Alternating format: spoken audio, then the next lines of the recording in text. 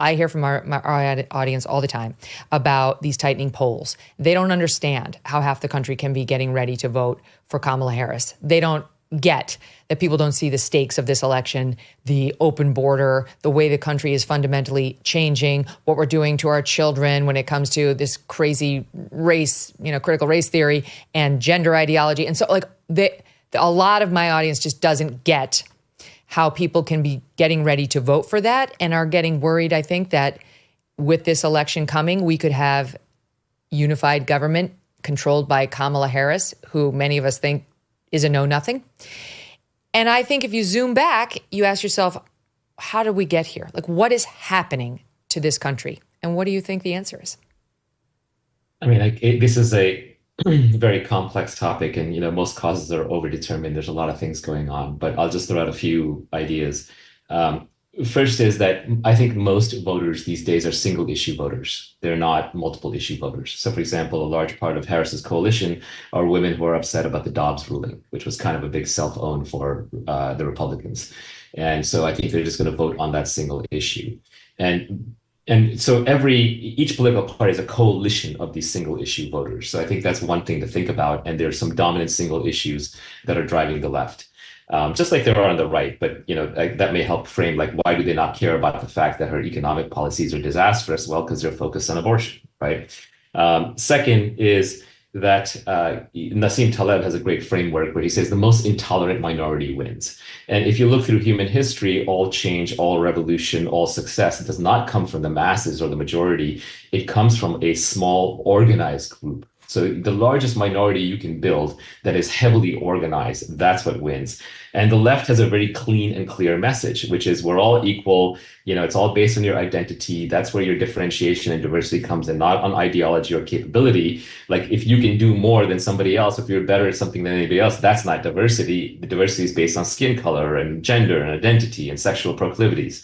And so that is a very powerful frame because it actually makes you a single issue voter against the one thing you can't get away from, your identity. Now, set aside that the more closely you identify with something that's out of your control, the more miserable you're going to be in life in general. But that is a very powerful frame. So I view this as modern religion. Christianity sort of is dying. And why is Christianity dying? Well, because there were a lot of beliefs that went with Christianity that don't really upgrade well into the modern age. When you see technology and you look out with a telescope and you see the stars, and now thanks to technology of things like contraception, Christianity looks more and more obsolete. But that religious instinct in humans doesn't go away. Ultimately, existence is a miracle. How did I get here? Who am I? How am I conscious? What the heck is going on? Why am I a monkey? Why am I in a Zoom call, right? So the miracle of existence still begs to be explained. So there's a powerful religious instinct within humans. And the world is a dark and lonely place if you feel alone. And so we do have a natural tendency to group together.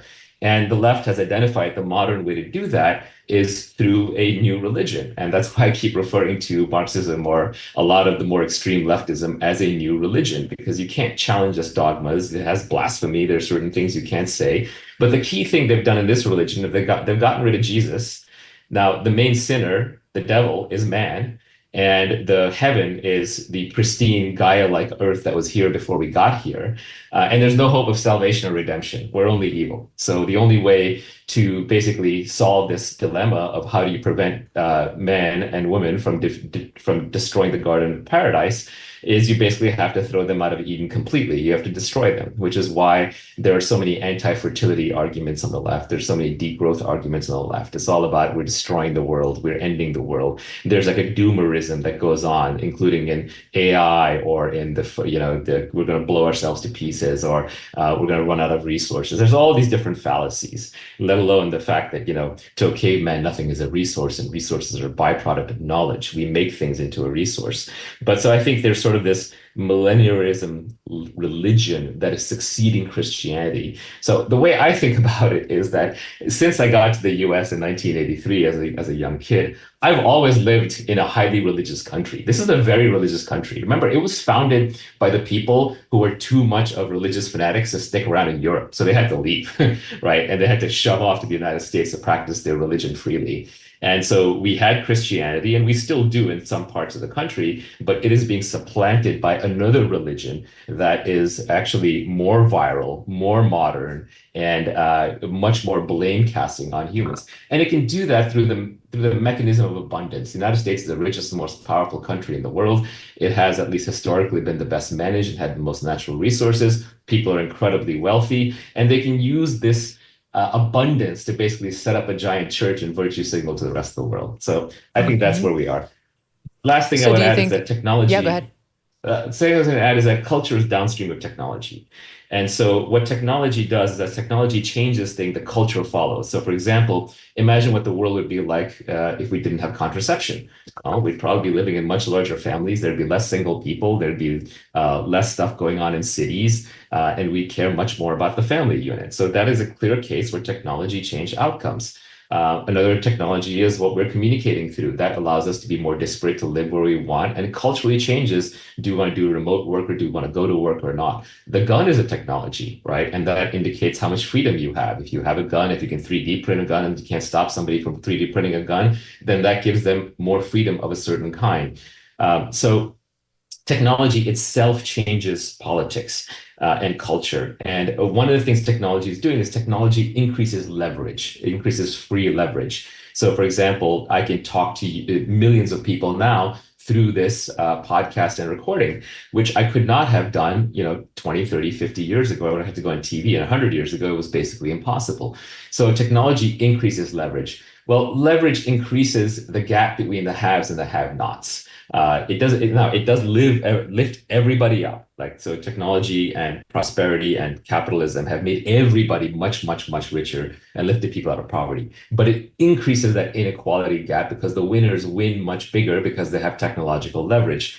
And wealth is a modern invention. It's only about 5,000 years old that you can carry anything on your back that had any value.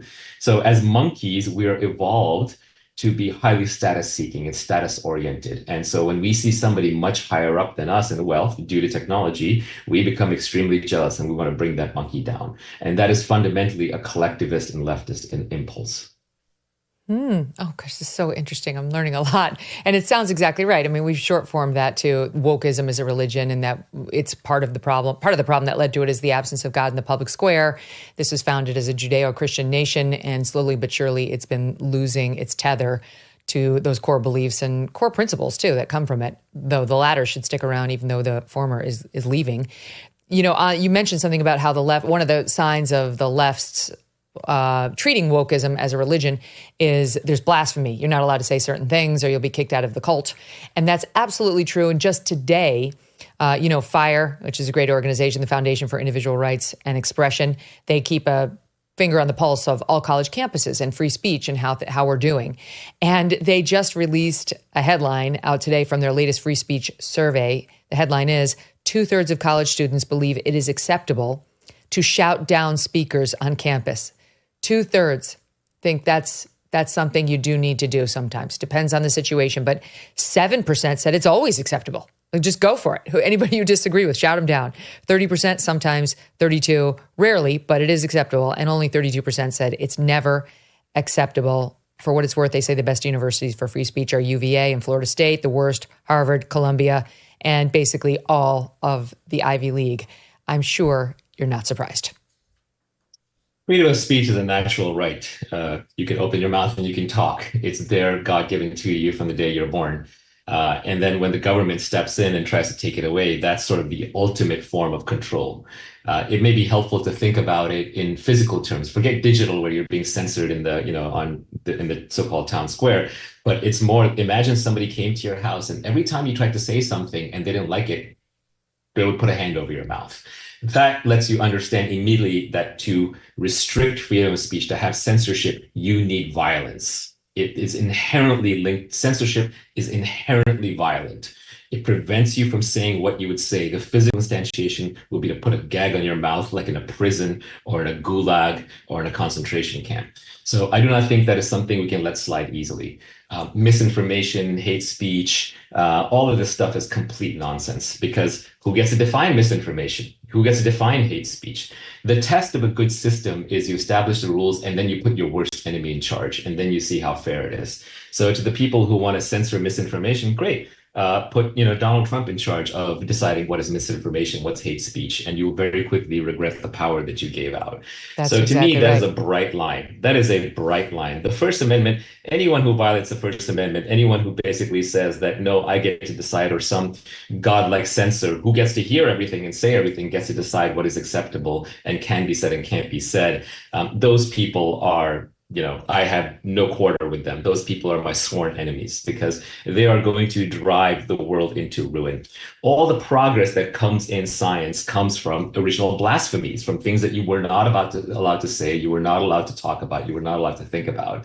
And if you want to start muzzling people, then I would say, because of these inherent violent tendencies, we should be starting by showing you, what muzzling is, and muzzling you first.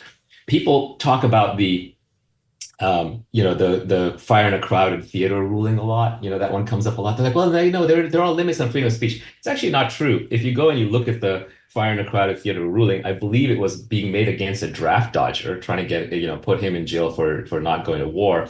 And subsequent Supreme Court rulings and cases and commentaries have made it pretty clear that that was a wartime ruling that even those members of the Supreme Court regret. And That's right. there are basically no limitations on free speech, like a lot of internet commentators like to think there are. And then I think related to that, and this is why I'm a big proponent of the Second Amendment, because any rights, any rights that we always are challenged with by from the government or from statists, they have to be defended. Otherwise, it's just an idea. Look at what's happening in Britain, where freedom of speech is essentially on the run. If you don't have the ability to stand up for yourself, then all of these rights will be taken from you. The logic of violence dictates the structure of society. I hate to say it, but at the end of it, it's still nature. We're still animals, and nature is red in tooth and claw. If you do not have the ability to defend your rights and your beliefs, they will be taken from you. If you look at the COVID lockdowns, the lockdown started ending first in the West, in the red states. And why in the red states? Because that's where people love freedom and they're armed, so the government can't stop them. It's 40 million intransigent Americans with guns that keep basically the world free. If the US were to fall and turn into an authoritarian regime, I don't think Australia, Great Britain, Canada, New Zealand, all these countries, Western Europe, would survive for that long on their own. Most of the world is run by authoritarian societies, or at least half of it, roughly. So it's not a pretty place. North Korea is a giant gulag. Try speaking freely in the Chinese state or the Russian state. So if we don't want to end up that way, we need to have freedom of speech. And if we need freedom of speech, then we need to have the right to bear arms to be able to back up that freedom of speech. There's so much in there. Let's talk about that censorship first, because I saw you calling attention to this on X yesterday. It did not escape our notice either. Kamala Harris is very pro censorship. Here she was back in 2019 espousing some of this. Listen. And will put the Department of Justice of the United States back in the business of justice. We will double the Civil Rights Division and direct law enforcement to counter this extremism. We will hold social media platforms accountable for the hate infiltrating their platforms, because they have a responsibility to help fight against this threat to our democracy. And if you profit off of hate, if you act as a megaphone for misinformation or cyber warfare, if you don't police your platforms, we are going to hold you accountable as a community. Wow. Do you owe back taxes or have unfiled returns? Along with hiring tens of thousands of new agents and field officers, the IRS has been sending over 5 million pay-up letters to those who have unfiled tax returns or balances owed. Don't waive your rights and speak with these guys on your own.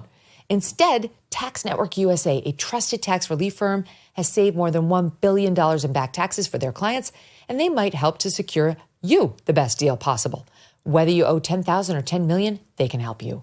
Whether it's business or personal taxes, even if you have the means to pay, or if you're on a fixed income, they can help you. Finally resolve your tax burdens once and for all. Call these guys at 1-800-958-1000 or visit tnusa.com/Megyn.